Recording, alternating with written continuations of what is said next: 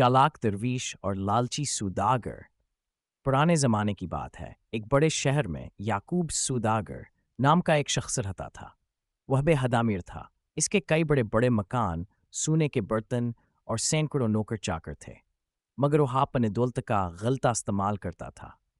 वह लोगों को ज्यादा सूद पर कर्ज देता और जब वो अदा न कर पाते तो उनकी ज़मीनें, घर, हत्ता खान की कीमती अशिया तक हथिया लेता। याकूब सूदागर के चालाकियों से पूरा शहर खौफजदा था। लोग मजबूर होकर उससे कर्ज लेते मगर बाद में पछताते। वह अब तक घमंडी हो चुका था और क्या था।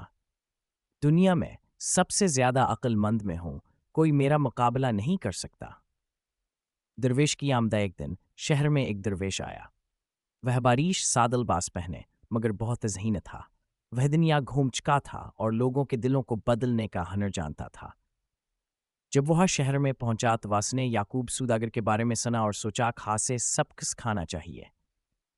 याकूब सूदागर से मुलाकात दरवेश ने एक दिन याकूब के दरवाजे पर दस्तक दी। जब सूदागर बाहर आया तो दरवेश ने मुस्कुराकर कहा, सुना है तुम बहुत मालदार हो और कर्ज देते हो। सूदागर ने फखरिया अंदाज में जवाब दिया, हाँ, मगर मैं जमानत के बगैर कर्ज नहीं देता।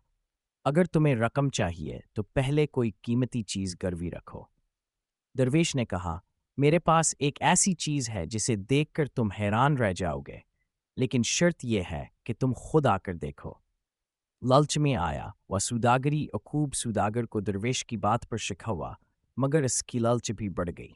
वह जानना चाहता था कि दरवेश के पास ऐसी क्या चीज है जो वह गिरवी रख सकता है। चुनांचे वह दरवेश के साथ चल पड़ा। दरवेशा से शहर के बाहर ले आया जहां एक पुराना कनवा था। कनवी के इर्द गिर्द झाड़ियां उगी हुई थीं और वह काफी पुराना लग रहा था। दरवेश ने इशारा करते हुए कहा, यह कनवा खजाने से भरा हुआ, मगर मैं खुद नीचे नहीं जा सकता। तुम्हें खुद देखना होगा।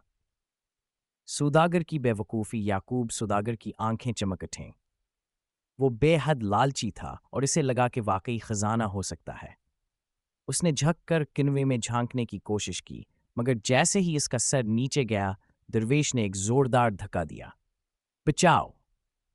सूदागर चीखता हुआ नीचे जा गिरा।